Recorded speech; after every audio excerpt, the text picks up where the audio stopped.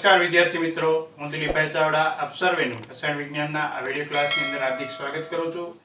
આજે આપણે ધોરણ 12 ની અંદર chapter number 10 halo alkane halo arene સંયોજનોની અંદર ઇન્ટેક્સ ક્વેશ્ચન 10.5 અને 10.6 છે એમનું સોલ્યુશન જોવું છે. તો ચાલો આજનો ક્લાસ શરૂ કરીએ. અહીંયા ઇન્ટેક્સ ક્વેશ્ચન 10.5 છે એમની દરેક પેટા પ્રશ્નોની રકમ સાથે માહિતી છે એ બોર્ડની અંદર રજૂ કરેલી છે. એમાં પ્રશ્નમાં મુખ્ય મોનોહેલો નિપજ છે એ આપણે મેળવવાની છે, એટલે જે તે પ્રક્રિયા છે એ પૂરી કરવાની છે. એની મુખ્ય નિપજ જે આવતી હોય એ આપણે અહીંયા લખવાની છે. તો સૌપ્રથમ વાત કરીએ તો સાયક્લો પ્રકારનું રિંગ છે અને એમની સાથે OH સમૂહ જોડાયેલો છે અને SOCl2 થાઇનિલ ક્લોરાઇડ સાથે એમની પ્રક્રિયા કરવામાં આવે તો આપણે સૌ જાણીએ છીએ શું થશે તો કે OH નું વિસ્થાપન થાય અને એની જગ્યાએ કોણ જોડાઈ જાય છે? Cl જોડાઈ જાય છે. બરાબર છે. તો મુખ્ય નિપજ આપણને મળશે કંઈક આ પ્રકારની. બરાબર છે. સાયક્લોરિંગ યથાવત રહેશે. બરાબર છે. અહીંથી OH દૂર થઈ જશે, OH ની જગ્યાએ Cl આવી જશે. બરાબર છે. હવે આ SO અને OH માનો એક O એ બંને ભેગા થઈ અને SO2 બનાવી નાખશે. બરાબર છે. વધેલો H અને અહીંયા વધેલો Cl એ HCl સ્વરૂપે છૂટા પડશે. મુખ્ય નિપજ આવા પ્રકારની કંઈક બનશે. આ પ્રક્રિયા પરિસ્થિતિ વિશેષ છે અને આપણે યાદ રાખવાનું, કોઈ પણ હેલોજન અણુ હોય, બરાબર, અને એમને ગરમ કરવામાં આવે, હીટ આપવામાં આવે સૂર્યપ્રકાશની હાજરીમાં, બરાબર છે, તો એમના દ્વારા શું થશે તો કે એમના દ્વારા એલાઇલિક કાર્બન પર હેલોજન સમૂહ જોડાશે. કયા કાર્બન પર? એલાઇલિક કાર્બન પર. એલાઇલિક કાર્બન એટલે કયો કાર્બન કહેવાશે તો કે આ કાર્બન છે ને ડબલ બોન્ડ ધરાવતો કાર્બન કહેવાય. બરાબર છે.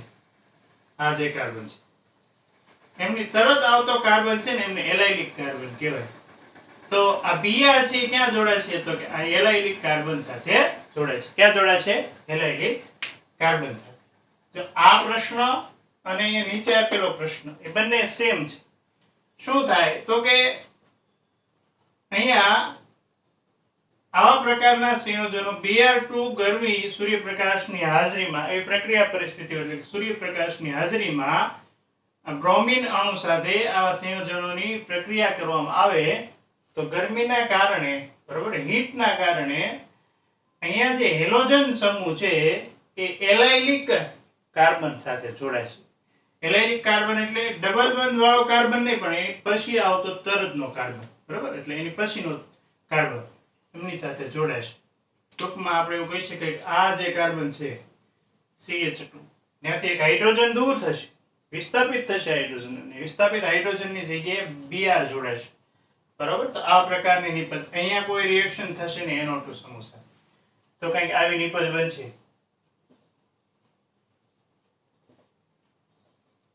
બરાબર છે. આ જે રિંગનું સ્ટ્રક્ચર છે એ યથાવત રહેશે. અહીંયા NO2 યથાવત રહેશે. અહીંયા ફેરફાર થશે.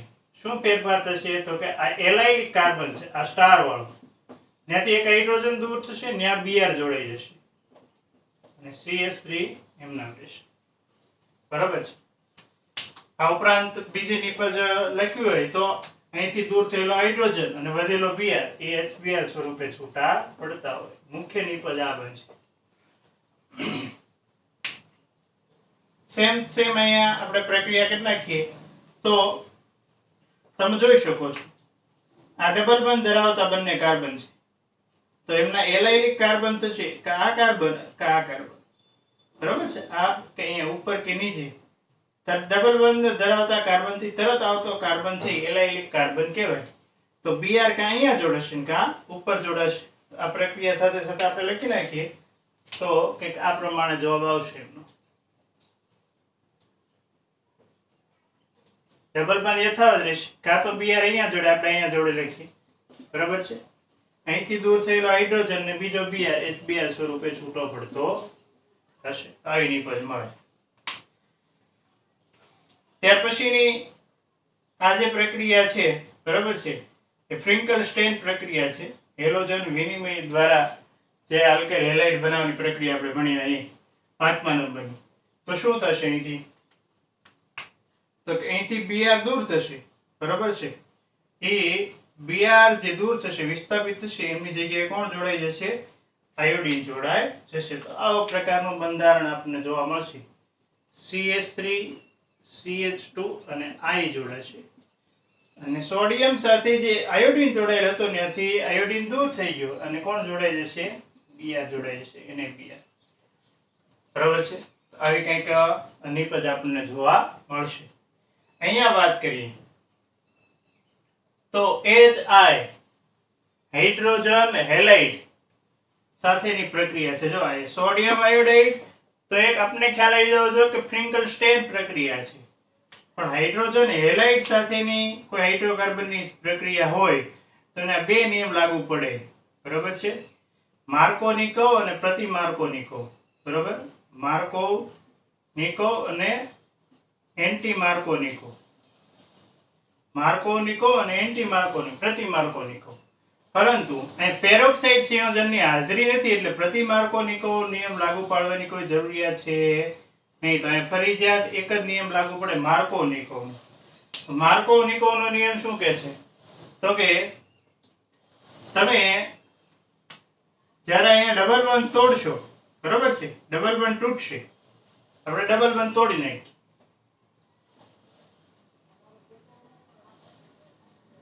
એ ડબલ બોન્ડ તૂટવાની સાથે સાથે અહીંયા CH3 છે એ યથાવત રહેશે, CH3. પરંતુ આ જે આયોડીન છે એ ક્યાં જોડાશે?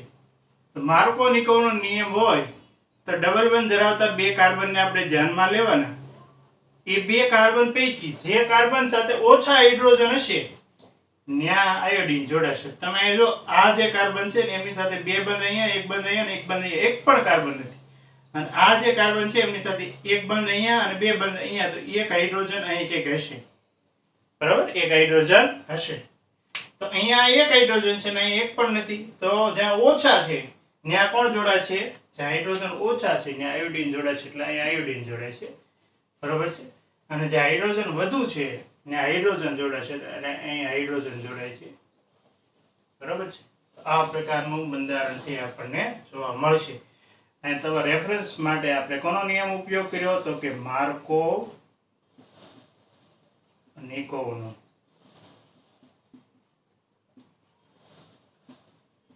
એ નિયમ પ્રમાણે આપણે ચાલ્યા અને આ નિપજ મેળવી કે ડબલ બોન્ડ તૂટે ત્યારે જે કાર્બન ડબલ બોન્ડ ધરાવતા બે કાર્બન પૈકી જે કાર્બન સાથે ઓછા હાઇડ્રોજન છે ને મુખ્ય સમૂહ જોડાય અને વધુ હાઇડ્રોજન ને હાઇડ્રોજન જોડાશે. હવે એક પ્રક્રિયા બાકી છે. તમે જો તો આ પ્રકારનું સંયોજન છે. એક OH છે ને એ સીધો રિંગ સાથે જોડાયેલ છે, રિંગના કાર્બન સાથે જોડાયેલ છે. એક OH છે ને એ સીધો રિંગ સાથે જોડાયેલો નથી. આ રિંગ સાથે સીધો જોડાયેલો OH છે એમનો બંધ તોડવો મુશ્કેલ છે. શું થાય છે? મુશ્કેલ છે. કારણ કે આ રિંગ સાથેનો બંધ છે એ ડબલ બોન્ડ સાથે સંકળાયેલો હોય. સીધો જોડાયેલો હોવાને કારણે ડબલ બોન્ડ સાથે સંકળાયેલો છે. ડબલ બોન્ડ સાથે સંકળાયેલો હોવાને કારણે સરળતાથી તોડવો મુશ્કેલ છે. તો તમે આ જે OH છે ને એને દૂર કરવો હોય તો એ દૂર કરી શકાય. આ OH ને સરળતાથી દૂર કરી શકાય નહીં. તો હવે તમે એની પ્રક્રિયા લખશો તો આ જે અહીંથી HCl માનો Cl છે આ OH ની જગ્યાએ જોડાઈ જશે. બરાબર છે. અને આ OH છે અહીંથી દૂર થશે નહીં. તો એવા પ્રકારની નિપજ આપણે લખ્યું હોય તો કંઈક આ પ્રકારે લખી શકાય. બરાબર છે. અહીંથી OH દૂર થશે નહીં. આ જે છે ત્યાંથી OH દૂર થાય, OH દૂર થશે ત્યાં Cl જોડાઈ જશે. બરાબર છે. આ OH અને H એ બંને ભેગા થઈને શું બનાવશે? તો કે H2O. બંને ભેગા થઈ H2O બનાવશે. તો આખી લોજિકલ ચર્ચા છે. બરાબર છે. આ કોઈ યાદ રાખવાની બાબત નથી. પ્રક્રિયાઓ તમે બરોબર સમજાવો. બરાબર. તો કયા પ્રક્રિયક પદાર્થની પ્રક્રિયા છે એને ધ્યાને લઈ અને આપણે યોગ્ય નિપજ છે એ મેળવી શકીએ. કઈ પ્રક્રિયા છે એ તમને થિયરીના આધારિત ખ્યાલ આવી જાય તો તમે એમની યોગ્ય નિપજો મેળવી શકો. આ બધી પ્રેક્ટિસ ઓરિએન્ટેડ બાબતો છે. તમે કોઈ પણ થિયરી છે એમને વધુ મજબૂત કરવા માટે આવી પ્રેક્ટિસ છે એ સતત કર્યા કરો તો તમારી થિયરી ઉપર છે એ વધારે પકડ આવશે. તો આ થયો આપણો ઇન્ટેક્સ ક્વેશ્ચન નંબર 10.5. 1, 2, 3, 4, 5 ને 6 પ્રશ્નો આપણે અહીંયા જોયા જુદા જુદા.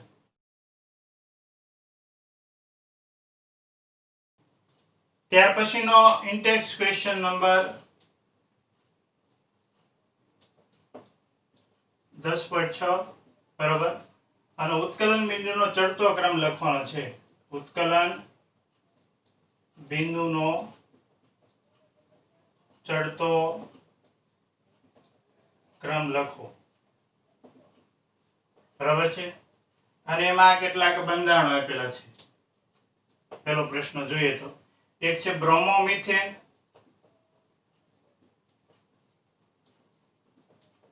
એક છે બ્રોમોફોર્મ,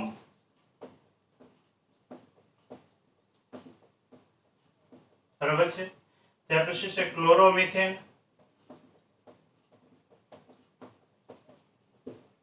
અને એક છે ડાયબ્રોમોમિથેન. ડાયબ્રોમોમિથેન બરાબર છે. આમના ઉત્કલન બિંદુનો ક્રમ છે એ આપણે ચડતો ક્રમ લખવો છે. તો આપણે એક યાદ રાખવાનું હિન્ટ તમને આપી દેવામાં આવે કે ભાઈ હિન્ટ છે આણ્વિક દળ વધે તેમ ઉત્કલન બિંદુ પણ વધે.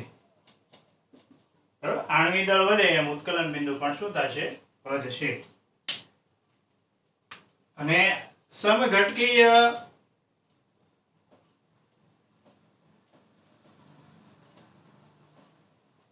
હેલો આલ્કેન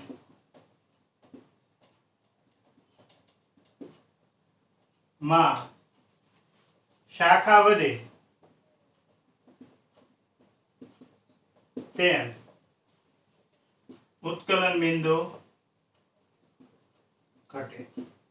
સમઘટકી એટલે સરખા આણ્વિક સૂત્ર બરાબર છે. આણ્વિક સૂત્ર સરખા હોય એવા બંધારણો હોય તો એમાં પાછું શાખા ઉપર ધ્યાન દેવાનું. શાખા વધારે હોય એનું ઉત્કલન બિંદુ ઓછું છે, શાખા ઓછી છે એનું ઉત્કલન બિંદુ વધારે છે. પણ સરળ શૃંખલા વાળા સંયોજનો હોય તો સીધો નિયમ યાદ રાખવાનો ઉત્કલન બિંદુ જેનું આણ્વિક દળ વધારે છે એનું વધારે છે. આ બધા બંધારણ લખ્યા આપણે. તો પહેલું બ્રોમોમિથેન. બ્રોમોમિથેન એટલે થશે CH3Br. એને શું કહેવાય? બ્રોમોમિથેન. બ્રોમોફોર્મ. બ્રોમોફોર્મ કહેવાય CHBr3. બરાબર છે. એને શું કહેવાય? બ્રોમોફોર્મ. ક્લોરોફોર્મ હોય તો CHCl3. આયોડોફોર્મ હોય તો CHI3. ફોર્મ પ્રત્યે લાગે ત્યારે હેલો સમૂહની સંખ્યા કેટલી હોય છે? 3 હોય છે. આ ઉપરાંત આપણે વાત કરીએ તો ક્લોરોમિથેન. ક્લોરોમિથેન ને કહેવાય CH3Cl. અને ડાયબ્રોમોમિથેન. ડાયબ્રોમોમિથેન એટલે થશે CH2Br2. ડાયબ્રોમો અને મિથેન CH2Br2. મિથેન એટલે એક કાર્બન, ડાય એટલે બે વખત, ને બ્રોમો એટલે Br2. Br2 બે વખત હોય એવો મિથેન એટલે કે CH2Br2. તો સૌપ્રથમ કમ્પેરિઝન થશે એક જ જો કાર્બનની સંખ્યા બધામાં સમાન છે, એક એક કાર્બન છે બધા, બરોબર છે. મામલો આખો કોના ઉપરથી નક્કી થશે? તો કે હેલોજન. એમાં એક હેલોજન હોય, એક હેલોજન સમૂહ, એવા બે સંયોજનો અહીંયા છે બરોબર. એક છે CH3Cl અને એક છે CH3Br. હવે આ બંનેમાં જે ઉત્કલન બિંદુ કોનું વધારે છે? તો કે બંનેમાં CH3 કોમન છે. ક્લોરીન અને બ્રોમિનમાં આણ્વિક દળ બ્રોમિનનું વધારે એટલે એનું ઉત્કલન બિંદુ શું થશે? વધારે થશે. તો CH2Cl કરતા CH2Br નું ઉત્કલન બિંદુ વધારે. હાલો ત્યાર પછી સીધું છે બે હેલોજન સમૂહ ધરાવતું તત્વ આવશે એટલે કે CH2Br2 અને ત્યાર પછી આવશે એક હેલોજન સમૂહ ધરાવતો તત્વ એટલે કે CH2Br3. બરાબર છે. તો ઉત્કલન બિંદુનો ચડતો ક્રમ થયો. આ ઉત્કલન બિંદુનો ચડતો ક્રમ, આ ચડતો ક્રમ થયો. આપણે શું યાદ રાખશું તો કે સૌથી ઓછું ઉત્કલન બિંદુ છે ક્લોરોમિથેન નું, એના કરતા વધારે છે ઉત્કલન બિંદુ બ્રોમોમિથેન નું, એના કરતા ઉત્કલન બિંદુ વધારે છે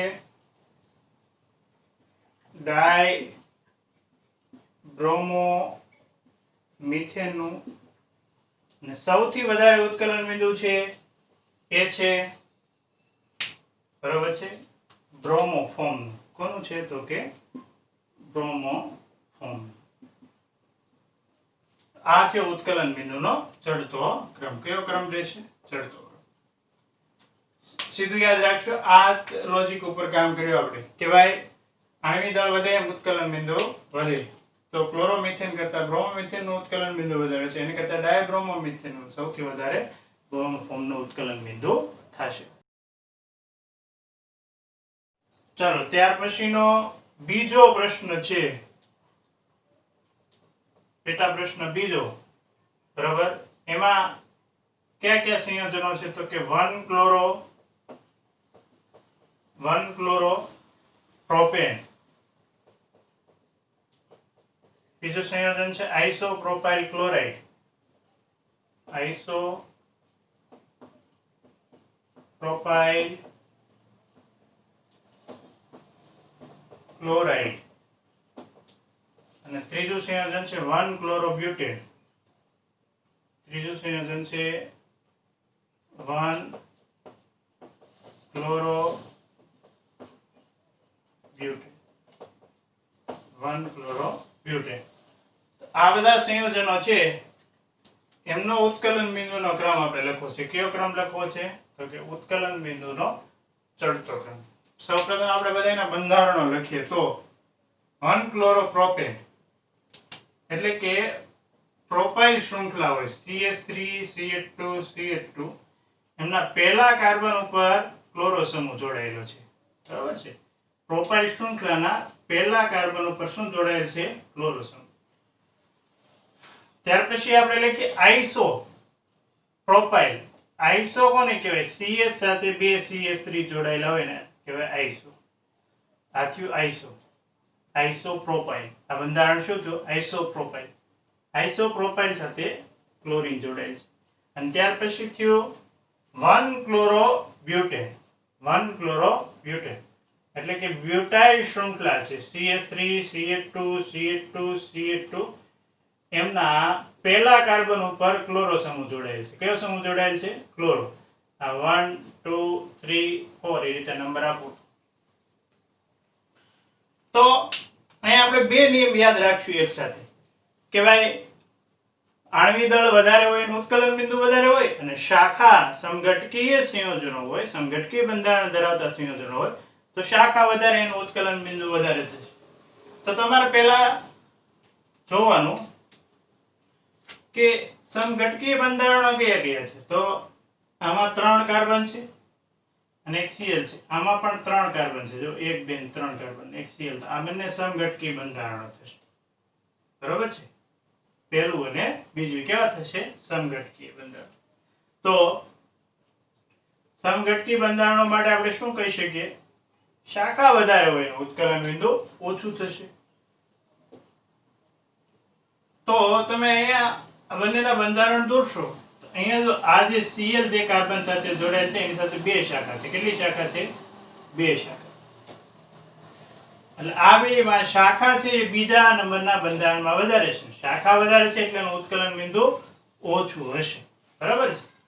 તો સૌથી ઓછું ઉત્કલન બિંદુ કોનું થશે તો કે આઇસોપ્રોપાઇલ ક્લોરાઇડ, બરાબર છે. આપણે લખીએ ઉત્કલન બિંદુનો ચડતો ક્રમ. તો સૌથી ઓછું ઉત્કલન બિંદુ હશે આઇસોપ્રોપાઇલ ક્લોરાઇડ, એટલે કે CH3 CH CH3 Ca એમનું ઉત્કલન બિંદુ સૌથી ઓછું છે. એના કરતા વધારે હશે CH3 CH2 CH2 Cl. બંનેમાં કાર્બન અને હેલોજન ની સંખ્યા સમાન છે, પરંતુ અહીં શાખા વધારે એટલે ઉત્કલન બિંદુ ઓછું. અહીં શાખા નથી એટલે કે શાખા નૈવેત પ્રમાણમાં હોવાને કારણે એનું ઉત્કલન બિંદુ છે એ કેવું થશે વધારે થશે. હવે આ જે ત્રીજા નંબરનું બંધારણ છે એમનું ઉત્કલન બિંદુ સૌથી વધારે થશે. એનું કારણ તો એનું એક જ કારણ છે અને એ છે એમાં કાર્બનની સંખ્યા અથવા તો એમનું આણ્વિક દળ. તો કાર્બન 4 હોવાને કારણે 3 કાર્બન કરતા આમાં આણ્વિક દળ કેવું થશે વધારે, બરાબર. કાર્બનની સંખ્યા વધારે હોવાને કારણે એનું આણ્વિક દળ વધારે, આણ્વિક દળ વધારે એટલે એનું ઉત્કલન બિંદુ પણ કેવું થશે વધારે થશે. અહીં આપણે લખી શકીએ સૌથી વધારે CH3 CH2 CH2 CH2 Cl નું ઉત્કલન બિંદુ થશે, બરાબર છે. તો આ રીતે ઉત્કલન બિંદુનો ક્રમ આપણે લખી શકીએ. નામ સાથે લખવું હોય તો આઇસોપ્રોપાઇલ ક્લોરાઇડ, આઇસોપ્રોપાઇલ ક્લોરાઇડ એમનું ઉત્કલન બિંદુ સૌથી ઓછું. એના કરતા વધારે ઉત્કલન બિંદુ છે 1-ક્લોરોપ્રોપેન નું, અને એના કરતા વધારે ઉત્કલન બિંદુ છે તો કે 1-ક્લોરોબ્યુટેન, બરાબર છે. સૌથી ઓછું આઇસોપ્રોપાઇલ ક્લોરાઇડ નું, સૌથી વધારે 1-ક્લોરોબ્યુટેન નું ઉત્કલન બિંદુ રહેશે. તો વિદ્યાર્થી મિત્રો આ આપણે આજે ઇન્ટેક્સ ક્વેશ્ચન 10.5 અને 10.6 ની ચર્ચા કરી. આવતા ક્લાસની અંદર કંઈક નવી વાતો સાથે મળીશું. ત્યાં સુધી આવજો.